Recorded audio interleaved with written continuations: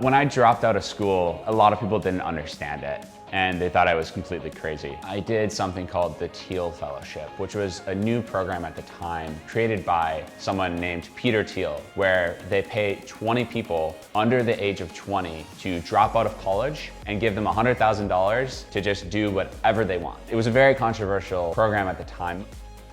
Hi, I'm Connor Zwick and I'm the founder and CEO of Speak. Speak is a mobile app that helps you practice speaking English. Before starting Speak, back in high school, I started my first app called Flashcards Plus, which was the #1 education app in the App Store. After that, I actually went to Harvard, but ultimately only was there for 1 year before dropping out to continue working on startups. Learning to speak English is a bit like playing the piano. You can't just read books and study it to get good at it. You actually need to do it. The problem right now is that getting the opportunity to actually practice speaking out loud is really difficult. What Speak does is it makes it so that you can just speak with an app, but feel like you're having a one-on-one conversation with another human.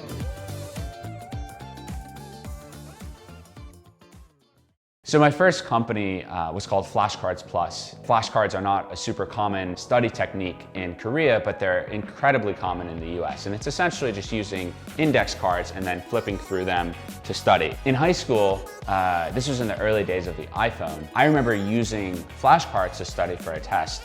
And my iPhone was right next to me, and I noticed that the flashcards that I was using, the index cards, were the same size as the iPhone. And so I just had this thought of like, what if the flashcards were on the iPhone? It was a really simple idea. I was really interested in app development at the time, and so I decided I'll just build a little app for myself that will essentially just let me make digital versions of these flashcards that I'm using and all my friends are using. So I remember launching the Flashcards app for the first time, and I'll still remember the feeling of pushing submit and then waiting a day, waiting a second day, and eagerly just looking at how many downloads did I get that day. And the first day I told everyone I knew to go download it. So I had, like 25 downloads, and I thought that was amazing. And then the next day something weird happened. I had like 150 downloads. How is this possible? I don't even know 150 people. So this must be some sort of mistake. And I started clicking around the thing to make sure I understood it. The next day happened and there were like 400 downloads. That was the first time where I realized maybe this app is actually being used by strangers that I don't know. They actually like it and they're like finding it useful. I remember having this distinct feeling when that happened of just excitement and pride. And then eventually it became the #1 education app. I got emails from investors who wanted to invest. They didn't know I was 17 years old at the time. It was life-changing when that happened. When I got to Harvard, a lot of people assumed because I dropped out that maybe I didn't have such a great experience, but I actually had an amazing experience and I loved the ability to just kind of spend 4 years learning. The thing though is that I had already created this app and I had obligations and I ended up flying out to San Francisco every week and I ended up spending all of my time on the app and not studying or doing other things that I should be doing as a college student. So after 1 year, I kind of made the difficult decision that I have this incredible opportunity to go to this amazing university and finish out my degree, or I can take the unconventional path and pursue this alternative path that seems really exciting and promising. And ultimately, I chose that as my path to take. When I dropped out of school, a lot of people didn't understand it and they thought I was completely crazy. At that point, already something people had done in the technology world, but outside of that, it seemed absolutely crazy. So when I dropped out, I did something called the Thiel Fellowship, which was a new program at the time created by someone named Peter Thiel, who was famous for starting PayPal, making a bunch of money, and then investing that money as the first money into Facebook, and then making even more money.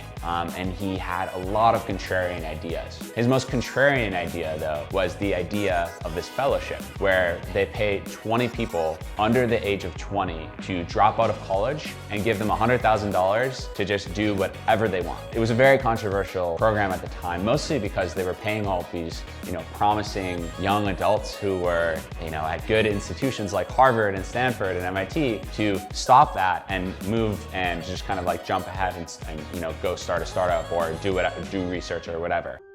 The way that I discovered the Thiel Fellowship, funnily enough, was actually when Peter Thiel came to Harvard Business School to give a talk. And I was in the audience of that talk and he announced this program. And I thought it was an absolutely crazy idea. I had not decided to drop out yet at that point. But a few months later, after a lot of trips to San Francisco for my business, I remembered that program and I ended up applying to it.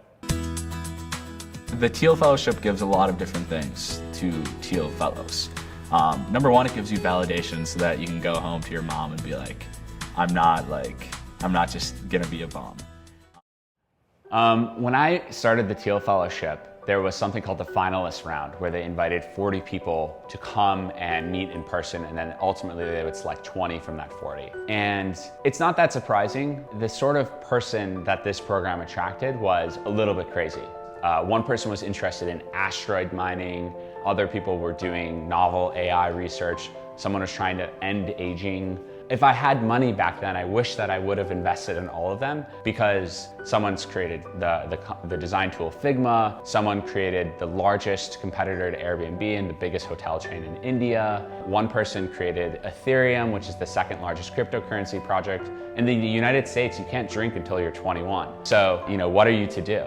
And as a result, we had this really interesting community of all of the dropouts in San Francisco. And in fact, 10 of us actually formed a house where we all lived together, essentially in what would be like a college dorm. A lot of people like to call it a hacker house. I don't know if I would use that term. Yeah, as a result of the Thiel Fellowship and dropping out of school, I mean, it profoundly changed my life. I met my eventual co-founder from Speak. I sold my first company as a result of the network that I gained in the Thiel Fellowship. And I think I just met an entire community of people who had really interesting ideas about how the world should work. And they really challenged my thinking. And I think that it allowed me to develop a lot more as an independent thinker than maybe I would have in a more conventional setting like a university. In the case of deep learning and AI and machine learning and where it's gone in the last 5 years, for us starting Speak, we became very convinced that because of this technology, the world was going to change in a multitude of ways. Absolutely convinced. And specifically, we became convinced that the way people are going to learn languages in 10 years' time will work completely different than it does right now, and that's because of one reason, and that's machine learning as applied to speech recognition and a variety of other things. And the simple fact is that it's pretty obvious that in another 5 to 10 years, everyone will be learning by talking to their phone, and you're not going to need that exchange and that practice with other people. Yeah, so before starting Speak, I by no means was a language learning expert. In fact, I knew very little. So we did a program called Y-Combinator, or YC for short, in the beginning of Speak, and it's a bit of a legendary organization in Silicon Valley. Except this accelerator is the one that's funded Dropbox, Airbnb, Stripe, and many other really large companies. And we knew we had this technology, but we didn't know what product to build. We built a product, we spent a long time on it, and we tried to talk to users, and it seemed like they liked it, and then we released it, and no one cared. At this time, it was actually global. So we released an app everywhere. We even made it free. We didn't even charge anything for it. We just wanted people to use it. And we couldn't even get people to use it. They would download the app, and they would just kind of forget about it immediately.